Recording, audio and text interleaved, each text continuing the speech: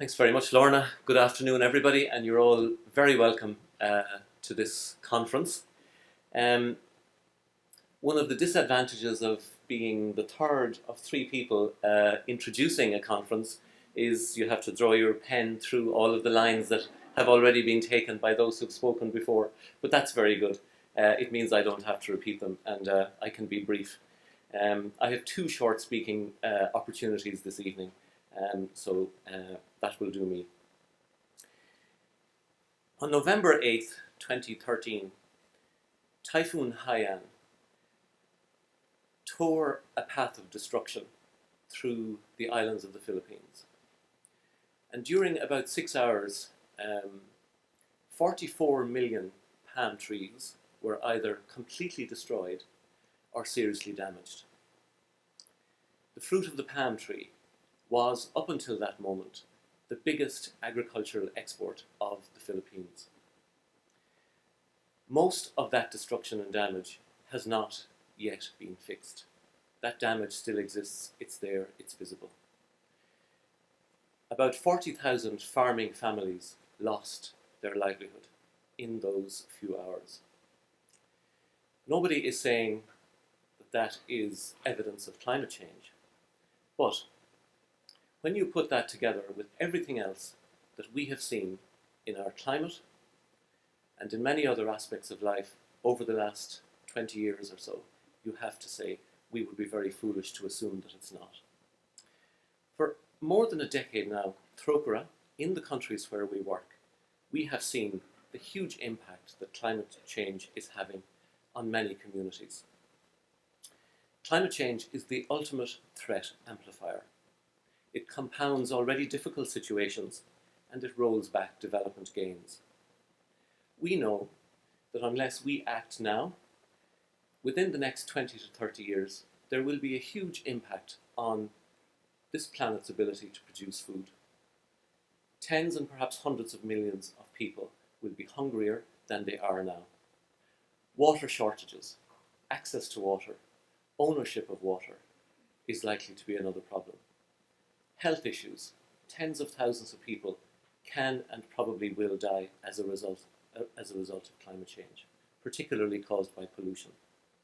Conflict, migration, all of these problems, unless we deal with climate change now and face up to the challenge of climate justice, this is the future for us and for the entire planet. What we know as well is that addressing this problem requires a radical shift in direction. Business as usual is not an option. Pope Francis has reminded us in his encyclical that everything is connected. Hugh has mentioned this already. So, to tackle climate change, we need to forge new approaches which enable the very best of all disciplines, whether it's ethics, science, business, politics, and activism, to work together.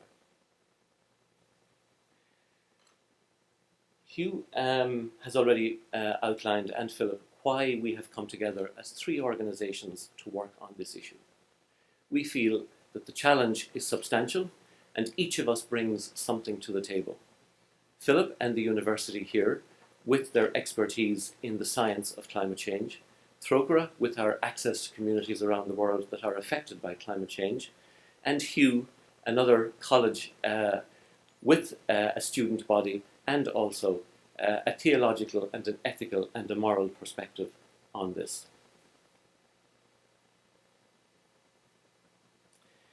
The dialogue that we have started as three institutions is based on a premise, and that premise is our belief that there is a problem. And if we accept this, our challenge is to begin to understand how to address it together. This requires a new openness to the notion of the common good. Individual or national self-interest is no longer enough. Pope Francis has again spoken about the common good, and this is, I believe, the major challenge facing us in addressing the issue of climate justice. We tend to think very locally and very individually. So whether it is development organisations, university institutions, politicians, international organizations, we can no longer think in that individual or local or regional or national basis. That self-interest is no longer enough. We require nothing less than a global ecological conversion. That is what is required of us now. We all have a role to play in this. However, it is also very clear that time is not on our side anymore. I hope, as Director of Trocaire, that you find the next day and a half or so to be interesting, to be challenging, and that you will take the opportunity to engage with the speakers, to engage in the plenary sessions, also to engage with each other in the social occasions that we have created around this as well.